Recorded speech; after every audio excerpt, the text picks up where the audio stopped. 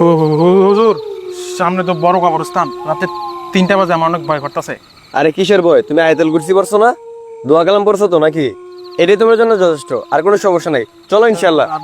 হুজুর, কোনো সমস্যা ভয় পাও? আমরা তো দুইজন মানুষ আছি, এত ভয় পাইলে হয় কও? হুজুর, আমার পিছন থেকে পাঞ্জাবির টান্দা কি যেন ধরে রাখছে, ছাড়তাছে না।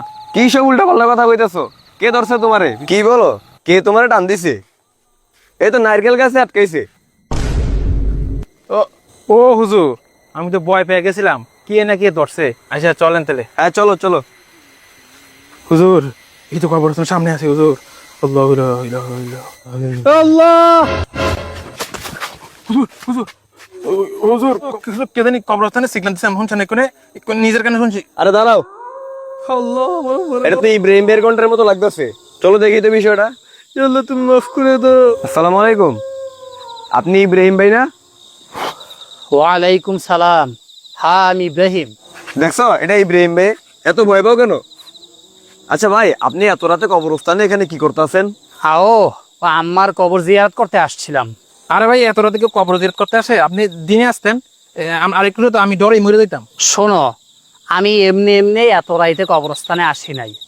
আসলে একটা ঘটনা ঘটছে তো, মন তার মানে নাই, তাই কবরস্থানে চলে আসছি। ঘটনাটা হইতেছে, আমি রাতে তাড়াতাড়ি আজকে ঘুমাই গেছিলাম। যখন 2টা বাজে, তখন আমার বাচ্চার কান্নার আওয়াজ শুই না আমার ঘুমটা ভেঙে গেছিল। আমার তো মেজাজ খারাপ হয়ে গেছে, সারাদিন কাজ করে শুইছি, আর সে কান্না করে আমার ঘুমটা ভাঙাই ফেলছে।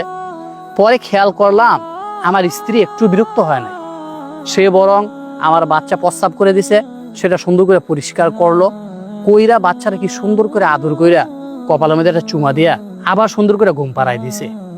তখন আমার ভিতরটা নাড়া দিয়ে উঠলো, আরে আমার মাও তো মনে হয় আমার এরকম ভালোবাসতো। আমি রাইতে মার এইভাবে জ্বালাইছি, সে কষ্ট পায় নাই, আমার এভাবে আদর করে ঘুম পাড়াইছে। সেই মা আজকে 5 বছর হয়ে গেছে অন্ধকার কবরে আছে। তাই মায়ের জন্য মনটা আর মানে নাই, রাতে কয়টা বাজছে এটার খেয়াল করি নাই।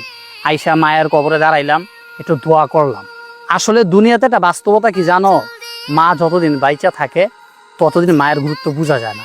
মা যখন মারা যায় অথবা নিজের যখন সন্তান হয়, তখন বোঝা যায় যে বাবা মা কি জিনিস।